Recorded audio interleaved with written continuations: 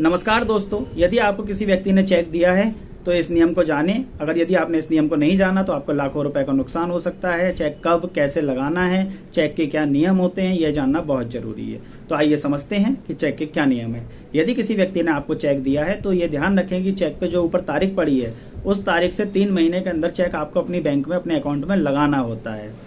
Check लगाने के बाद में यदि चेक बाउंस हो जाता है, चेक बाउंस होने के बहुत सारे रीजन हो सकते हैं। फंड इनसफिशिएंट हो सकता है, अकाउंट स्टॉप हो सकता है, या कोई अदर रीज़न हो सकता है। अगर ऐसा रीज़न आपको पता चलता है, जिस दिन बैंक आपको इन्फॉर्म करती है और आप बैंक से जाके वो चेक वापस लेते हैं, उस चेक वापसी से ये याद रखें, चेक डालने के दिनांक से नहीं, चेक जिस दिन आपको वापस मिलेगा उस दिनांक से 1 महीने के अंदर आपको विपक्षी पार्टी को नोटिस भेजना होता है जिसने आपको चेक दिया। उस नोटिस में लिखना होता है कि आपने अपनी लायबिलिटी से मुक्त होने के लिए ये संख्या का चेक हमें दिया था, जो कि दिनांक इतने इतने को बैंक से बाउंस हो गया है, और आपको बताया जाता है कि आप 15 दिन के अंदर हमारा पैसा वापस करते हैं, अदरवाइज आपके खिलाफ 138 का केस फाइल किया जाएगा। यहाँ 2 बातें इंपॉर्टेंट है जो मैंने आपको बताई। पहली बात, चेक जिस दिन बाउंस हुआ, बाउंस होकर आपको प्राप्त हुआ, उससे 1 महीने के अंदर आपको नोटिस देना है। दूसरी बात कि नोटिस में आपको 15 दिन का समय देना मैंडेटरी है। ऐसा नहीं है कि आप 10 दिन का समय दे दें, 1 हफ्ते का समय दे दें, आपको 15 दिन का समय देना है। यदि आपने 15 दिन का समय नहीं दिया तो आपका केस प्री मैच्योर की कैटेगरी में आ जाएगा और वह चेक बेकार हो सकता है, आपका केस खारिज हो सकता है। तो पहली बात कि चेक आपको 1 महीने के अंदर उसको नोटिस देना है, 15 दिन का समय देना है। जिस दिन नोटिस उसे प्राप्त होगा, नोटिस भेजने की तारीख से नहीं, नोटिस उसको जब रिसीव होगा, यानी कि आपके पास एक रसीद होगी, उससे ट्रैक कर लीजिए कि उस नोटिस कब प्राप्त हुआ। नोटिस जिस दिन उसे प्राप्त हुआ उस दिन से वह 15 दिन गिने जाएंगे। जैसे ही 15 दिन पूरे होते हैं उसके बाद से आपको 1 महीना और होता है मुकदमा फाइल करने का।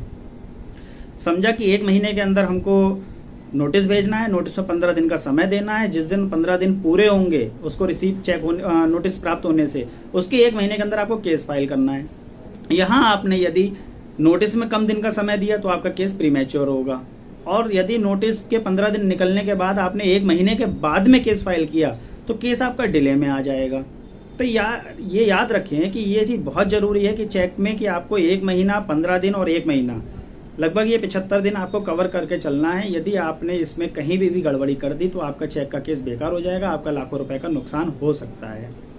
तो इस नियम को जरूर जान लें। कभी भी अपने आप ये सोच के ना बैठें कि चेक बाउंस हो गया है, हम 2 महीने बाद केस कर देंगे या 3 महीने के बाद केस कर देंगे। ये बहुत टेक्निकल केस होता है। यदि इसमें कहीं भी आपने किसी भी दिन की गड़बड़ी कर दी, इसमें एक चीज़ और बहुत ज़रूरी है कि दिन को कैसे गिना जाएगा। देखिए, जिस दिन आप नोटिस भेज रहे हैं वह एक्सक्लूड कर दिया जाता है और अंतिम दिन इंक्लूड कर लिया जाता है।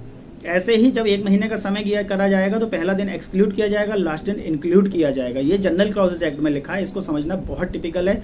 आप लोग अपने मन से चेक लेके ना बैठें कि चेक बाउंस हो गया है, हम कभी भी केस कर लेंगे। ऐसा नहीं होता है। एक एडवोकेट से सजेशन लें, राय लें, उसके अकॉर्डिंग ही चलें, अदरवाइज आपका लाखों रुपए का नुकसान हो सकता है। फिर आपका वो चेक किसी काम का नहीं रहेगा। इसी तरीके की और जानकारी के लिए मेरे चैनल को सब्सक्राइब करें, लाइक करें, कमेंट्स करें। आपका बहुत बहुत धन्यवाद। मिलते